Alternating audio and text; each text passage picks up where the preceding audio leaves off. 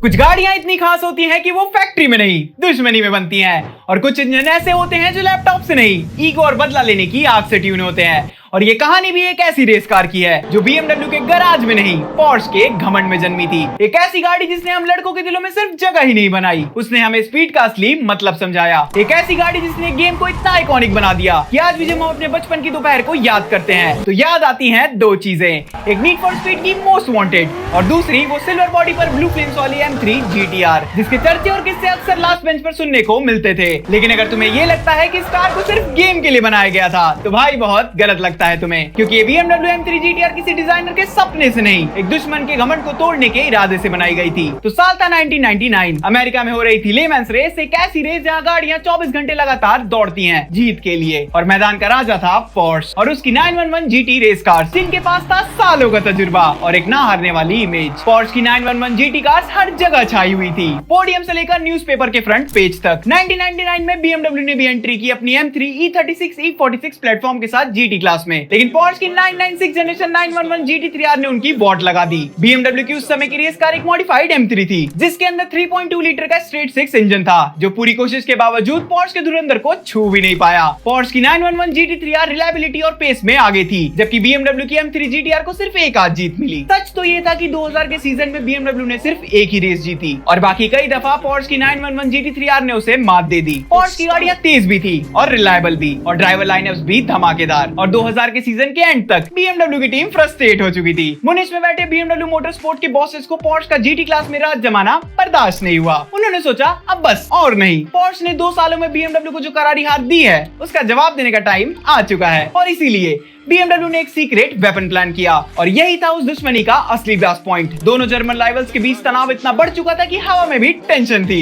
एक तरफ पोर्श जो अपने GT क्लास में राज करने का मजा ले रही थी और दूसरी तरफ BMW जो हर हार का बदला अपनी हड्डियों तक महसूस कर रही थी। 2001 के रेस ट्रैक पर एक ऐसी जंग होने वाली थी जो बस जीत के लिए नहीं, इज्जत, ईगो और इंजीनियरिंग के घमंड के लिए लड़ी जाएगी। स्टेज सेट था और ये सिर्फ एक रेस नहीं, एक ओपन युद्ध था। BMW को फाइनली समझ आ गया था कि अगर पोर्श को तोड़ना है तो फैक्ट्री से नहीं, जुनून से बना हुआ हथियार लाने का टाइम आ गया है। उनकी M3 जो नया E46 मॉडल थी 2000 में लॉन्च हुई थी, उसमें सिर्फ एक 3.2 लीटर इनलाइन 6 इंजन था, रिफाइंड हाँ, लेकिन पोर्श की GT3 के सामने ऐसा था कि एक शरीफ बॉय को एक गैंगस्टर के सामने खड़ा हो जाए। फिर क्या था, BMW ने अपना ब्रह्मास्त्र निकालने का मन बना लिया और 2000 के दौरान शुरू हुई एक चुपचाप डेवलपमेंट। BMW एक ऐसी M3 बना रहा था जिसका दिल बदल दिया गया था, नाम दिया गया P60 B40, एक 4.0 लीटर का V8 जो ना कभी किसी शोरूम में दिखा ना किसी कैटलॉग में लिखा गया। ये इंजन रेस ट्रैक के लिए पैदा हुआ था। All aluminium block, 90 degree V angle, 4 overhead camps, 32 valves, मतलब BMW ने फॉर्मूला स्टाइल का पूरा तोड़फोड़ सेटअप डाल दिया। और पावर ऐसी कि उनके पोर्श वाले ट्यूनिंग सॉफ्टवेयर डिलीट करने लगे। ये पहली बार था कि जब किसी M3 में V8 घुसा दिया गया, क्योंकि पहले सिर्फ स्ट्रेट 6 या 4 सिलेंडर की इज्जत थी, और जब ये BMW M पावर गरजती थी तो पिट लेन में पोर्श ड्राइवर हेडफोन लगाकर बैठे दिखते थे। पर असली मसला इसमें ये था कि अमेरिका के लेमैन सीरीज के रूल कहते थे जो गाड़ी रेस में डालो उसका रोड वर्जन भी बनाओ, और एक दो नहीं कम से कम 10 बनाओ और 2 अलग कॉन्टिनेंट्स में बेचो और फिर आओ रेस करने। और BMW M3 GTR तो एक V8 था और इस रेस कार को रोड कार बनाने का मतलब था 1 साल में MBBS की डिग्री हासिल करना। फिर क्या था, BMW ने भी इंजीनियर्स नहीं लॉयर का गैंग बिठा दिया। रूल बुक का एक माइक्रोस्कोपिक लूप होल पकड़ा गया। रेगुलेशंस बोलते थे कि अगर तुम 12 महीने के अंदर कम से कम 10 स्ट्रीट लीगल वर्जन बना दो, 2 अलग कॉन्टिनेंट्स में बेच दो तो रेस अलाउड है। फिर क्या था, BMW ने ऑफिशियली तौर पर अनाउंस कर दिया हम 10 रोड गोइंग M3 GTRs बनाएंगे, बस इतनी ही बनेगी, सिर्फ रूल्स के मुंह पे ताला लगाने के लिए। इसे कहते हैं होमोलोगेशन स्पेशल। प्रोडक्शन इतनी लिमिटेड थी कि लोग देखते रह जाएं और गाड़ी शोरूम से ज्यादा म्यूजियम के लायक लगने लगे। और प्राइस 2.5 लाख यूरो, मतलब इतना जितने में उस टाइम एक फरारी का फुल साइज सपना मिलता था। लेकिन BMW को किसी को इम्प्रेस नहीं करना था, उनको सिर्फ अमेरिका लेमैन सीरीज वाले के ऑफिशियल्स को चुप करवाना था, और उन्होंने कर दिया। इंजीनियर्स और एग्जीक्यूटिव सब जानते थे शायद एक भी बंदा इतने पैसे में ये M3 GTR खरीदने ना आए, पर BMW का जवाब सिंपल था, कस्टमर चाहिए ही नहीं, हमें सिर्फ परमिशन चाहिए। डेडलाइन टाइट थी, सिर्फ 12 महीने दिए गए रेस कार के अनवील होने के बाद ताकि होमोलोगेशन कंप्लीट की जा सके। और फिर शुरू हुआ मुनिश फैक्ट्री में एक ऐसा रेस जिसमें स्टॉप वॉच इंजीनियर्स के दिमाग पे टिक टिक कर रही थी। दिन रात मेहनत हुई और फाइनली 2001 के एंड तक BMW ने प्रूफ रख दिया टेबल पे। लो भाई, 10 रोड लीगल M3 GTRs तैयार हैं। नाम दिया गया M3 GTR स्टार वर्जन। और BMW ने सिर्फ इतना कहकर नहीं छोड़ा। पिटेड लेमैन्स 2001 जो अमेरिका लेमैन सीरीज का ग्रैंड फिनाले था, उसमें BMW ने अपना M3 GTR रोड का ट्रैक साइड पे खड़ा कर दिया सबके सामने। सबको आंखों से दिखाया, देखो ये सपना नहीं ये रियलिटी है, और इस रियलिटी का नाम है रिवेंज इंजीनियरिंग। जैसे ही BMW M3 GTR ने रेस ट्रैक पर कदम रखा, पेडॉक में लिटरली हंगामा मच गया। पोर्श के टेंट के अंदर शांति नहीं सिर्फ जलन थी। उन्हें ये बात चुभ रही थी कि BMW ने रूल बुक के हर कॉमे का फायदा उठाकर एक ऐसी गाड़ी बना दी जो असल में शोरूम में कभी थी ही नहीं। न स्पेक्स पब्लिक थे न ब्रोशर, सिर्फ बदले का भूत था। पोर्श के मोटर स्पोर्ट हेड और उनकी GT टीम्स ने 2001 के सीजन के दौरान ऑफिशियली प्रोटेस्ट फाइल कर दिया। क्लेम ये था कि BMW ने अमेरिका लेमन सीरीज के एंट्री रूल्स और GT रेसिंग के असली रूल का खुल्लम मर्डर किया है। उनका कहना था ये गाड़ी GT नहीं एक छुपा प्रोटोटाइप है, और इसमें वो इंजन कॉन्फ़िगरेशन है जो किसी भी रोड गोइंग M3 GTR में कभी था ही नहीं। पोर्श ने प्रेस कॉन्फ्रेंस में डायरेक्ट तंज कसा, ग्रैंड टुरिस्मो रेसिंग का मजाक बना दिया गया है, प्रोटोटाइप को GT कार बोल के ला दिया। रियली पब्लिक स्टेटमेंट्स में पोर्श के रिप्रेजेंटेटिव्स का कहना था BMW ने रूल बुक पढ़ी नहीं, उसे हैक किया है। पोर्श का गुस्सा बस बन नहीं रहा था, वो संचित हो रहा था, और वो वोल्केनो तब फटा जब BMW ने ट्रैक पे जीतना शुरू किया। पर पोर्श ने चुपके से गुस्सा नहीं किया, उन्होंने FIA और अमेरिकन लेमन सीरीज के अथॉरिटी के सामने खुल्ली नाराजगी जता दी। पूरा वर्ल्ड सुन रहा था और पेडॉक में सब समझ गए थे ये कोई नॉर्मल रेसिंग सीजन नहीं, ये मैदान जंग है। तो इंतजार किस बात का, चलो देख ही लेते हैं इस मैदान जंग को, क्योंकि कहानी का असली मजा तो तब शुरू हुआ जब BMW M3 GTR ने रेस ट्रैक पर आके पोर्श के सारे सपने रेत में मिला दिए। 2001 अमेरिका लेमन सीरीज, BMW ने 2 फ्रंट टीम्स उतारे, BMW मोटरस्पोर्ट यूरोप से और BMW टीम PDG USA, जहां ये रेस हो रही थी, और दोनों फुल फैक्ट्री सपोर्ट के साथ। और नीयत सिंपल थी, अब कोई रूल्स नहीं, अब सिर्फ बदला होगा। सीजन की शुरुआत ही धमाका थी। March 2001 12 hour of Sebring, GT racing का असली WrestleMania, BMW versus Porsche head to head. BMW के #42 works M3 GTR drivers Jorg Muller और JJ लेतो, जो एक एक्स F1 ड्राइवर थे। क्वालिफाइंग में गाड़ी ने एक ऐसा झटका दिया कि पेडॉक हिल गया। GT क्लास में P3 स्टार्ट, रेस स्टार्ट होती है और बस 11 मिनट बाद BMW ने लीड पकड़ ली। पोर्श वाले समझ गए ये V8 कोई आम मशीन नहीं, ये तो ट्रैक पे शेर की दहाड़ है। स्ट्रेट पे गाड़ी ऐसे मिसाइल जैसे निकलती थी कि कमेंटेटर्स भी शॉक थे। पूरी रेस में BMW और पोर्श की गाड़ियां चूहे बिल्ली का खेल खेल रही थी, लेकिन लीड बार बार बदली। और फिर सर्वरिंग का फास्टेस्ट GT लैप किसने मारा? BMW M3 GTR, 2 minute 6.682 seconds. Track ने सुना इस V8 की चीख और पोर्श ने सुना अपनी हार की आहट। लेकिन एंड्योरेंस रेसिंग सिर्फ स्पीड नहीं मांगती, रिलायबिलिटी भी चाहिए।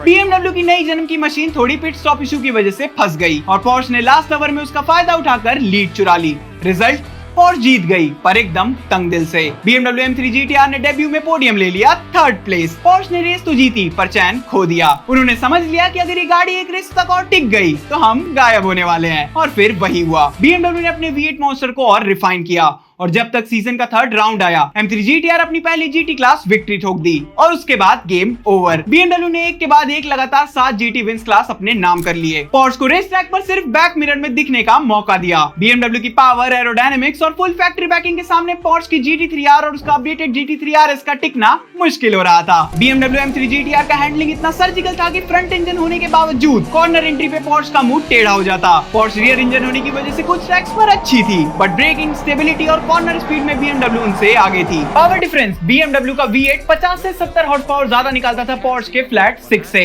और स्ट्रेट से तो BMW पोर्श के बगल से ऐसे निकल जाती थी जैसे हाँ ये तो स्क्रिप्टेड रेस है, जाओ जाओ। कार्बन फाइबर पैनल, बड़ा torque band, out of corners गाड़ी रॉकेट बन जाती थी। फिर आए रेसेस, लगुना सीका, पोर्टलैंड, मिडोहियो, मोस्पोर्ट, हर जगह BMW का राज था। और जब चैंपियनशिप का फिनाले आया, Petit Le Mans at Road Atlanta, October 2001, BMW ने टाइटल्स पे हाथ रख लिया, लेकिन फिल्मी स्टाइल में। लास्ट रेट में एक डेब्यूट था। 9/11 के जस्ट वीक्स बाद टीम PDG ने अपनी 6th M3 GTR को पेंट किया, स्टार्स एंड स्ट्राइप्स लिवरी में, American flag on German monster. Bill, Boris और हांस तक तीनों ने मिलकर पेटिट लेमन्स 2001 को डोमिनेट कर दिया। फर्स्ट आवर में लीड ले ली और फिर कभी पीछे नहीं देखा। 9 घंटे 17 मिनट के बाद BMW ने फिनिश लाइन क्रॉस की, GT क्लास विनर। वो भी कोई छोटा मोटा गैप नहीं बाबू, एक पूरा का पूरा लैप आगे पोर्श और बाकी कार से।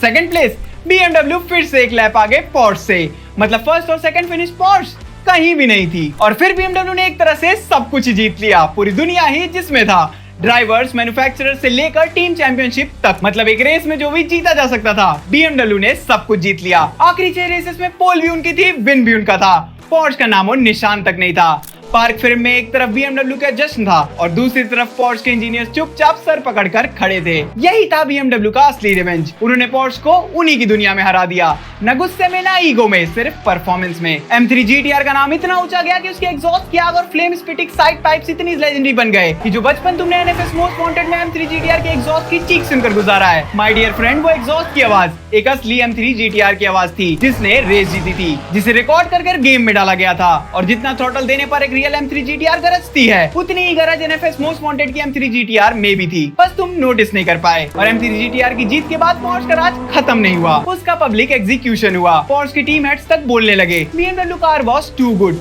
टू फास्ट, जैसे ये GT क्लास के लायक ही नहीं है। कुछ पोर्श इनसाइडर्स ने ये भी माना कि हमें M3 GTR को ट्रैक के बाहर हराना पड़ेगा, क्योंकि ट्रैक पे तो ये संभव ही नहीं था। पर ऑन ट्रैक साल 2000 था BMW M3 GTR का। 2001 का सीजन खत्म होते ही जैसे लगा एक शब्द बोल दिया गया हो, बस करो, क्योंकि जैसे ऊपर बताया गया, FIA ने तुरंत एक्शन लिया। नए होमोलोगेशन रूल्स लाए गए जो सीधा सीधा M3 GTR को बैन करते थे 2002 के बाद के लिए। और जब ये रूल चेंज अनाउंसमेंट आई, BMW ने एक सेकंड भी वेस्ट नहीं किया और ऑफिशियली अनाउंस कर दिया कि हम M3 GTR को अमेरिका लेमन सीरीज से विड्रॉ कर रहे हैं। ना कोई ड्रामा, ना कोई पिटीशन। सर्विंग 2002 में BMW ने एक भी गाड़ी तक नहीं भेजी, क्योंकि उन्हें समझ आ गया था कि अब ये रेसिंग नहीं, ये पॉलिटिक्स है। कहानी ये भी थी कि इनिशियली अमेरिकन लेमन सीरीज ने एक ऑफर दिया था BMW को, अगर तुम 100 प्रोडक्शन कार नहीं बना सकते तो अगले सीजन में तुम्हारे V8 पे 5% छोटी एयर रिस्ट्रिक्शन लगा देंगे या 15 kg का एक्स्ट्रा वेट पेनल्टी दे देंगे। और ये लोग BMW को असलियत में ये कहना चाहते थे कि गाड़ी को जिंदा रखो, लेकिन तोड़ के। बेसिकली BMW को परफॉर्मेंस हैंडीकैप के साथ रेस करने का ऑप्शन दिया गया। उन्हें पता था ये कोई नॉर्मल न्यूट्रल डिसीजन नहीं है, ये पोर्श का बनाया हुआ प्रेशर है और ऐसी क्रिपल कंडीशन में उनकी कार का कॉम्पिटिटिव रहना इम्पॉसिबल था। फाइनेंशियली भी सस्टेन करना मुश्किल था और BMW वैसी टीम नहीं थी जो किसी की कंडीशन पर अपना मॉन्स्टर घुमाए। तो 2001 के एंड पे BMW ने ऑफिशियली डिक्लेयर कर दिया, हमारा हो गया, हम चलते हैं। आयरनी, जो गाड़ी सबसे तेज थी, सबसे आइकॉनिक थी और जिसने पोर्श को उन्हीं के गेम में हराया, उसी को इस रेस से निकाल दिया गया। BMW M3 GTR को उसकी जीत की सजा मिली और मोटर स्पोर्ट्स हिस्ट्री में एक और ऐसा नाम जोड़ा गया उन मॉन्स्टर का, जिनको बैन करना पड़ा क्योंकि वो टू गुड थे। रेसिंग वर्ल्ड में कहते हैं revenge is best serve on race track, और 2001 में तो पोर्श को BMW से रेस ट्रैक वाली रेवेंज का टेस्ट मिल चुका था, वो भी फुल थ्रॉटल पे। लेकिन बैन के बाद पोर्श का बदला पूरा हुआ, क्योंकि 2002 के GT क्लास में फिर से उनका कंट्रोल वापस आ चुका था। M3 GTR हमेशा के लिए कहानी बन चुकी थी और अगर देखा जाए तो ये वीडियो यहाँ एंड हो सकती है। लेकिन मेरे दोस्त, अगर तुम ये वीडियो यहाँ तक देख ली है, इतना सब्र है तुम में, तो शायद तुम्हारे दिमाग में एक सवाल हमेशा उठता रहेगा, क्या पोर्श ने कभी M3 GTR को रेस में फेस टू फेस सीधा हराया था? हाँ, हराया था। सर्वरिंग 2001 जैसा ओपन रेस जीता था उन्होंने, वहाँ BMW थर्ड आई थी और पोर्श ने लीड होल्ड कर ली थी और शायद सीजन के दूसरे राउंड तक कुछ जगह पोर्श ऊपर दिखाई दी। लेकिन जैसे ही BMW ने मोमेंटम पकड़ा, M3 GTR के सामने किसी भी पोर्श का टिकना मुश्किल हो गया। मिड सीजन के बाद पोर्श के पास सिर्फ एक ही उम्मीद थी, शायद BMW की गाड़ी टूट जाए, शायद कोई मैकेनिकल फेलियर हो जाए, क्योंकि पेस में उनके पास कोई जवाब नहीं था। तो सच ये है, पोर्श का सो कॉल्ड रिवेंज किसी ग्लोरियस ट्रैक बैटल का रिजल्ट नहीं था, वो एक ऑफ ट्रैक कॉन्स्पिरेसी थी। BMW के मॉन्स्टर को रेस ट्रैक से नहीं, रेगुलेशन के केज में डाला गया। एक ही सीजन दिया गया, उसके बाद बैन, लॉक, साइलेंस। लेकिन लोग आज भी पूछते हैं कौन जीता था 2001 में? आंसर सिंपल है, BMW। ट्रैक पे टाइम पे तमाशा करके, और ऐसा मजा फिर कभी रेस ट्रैक पर दोबारा देखने को नहीं मिला।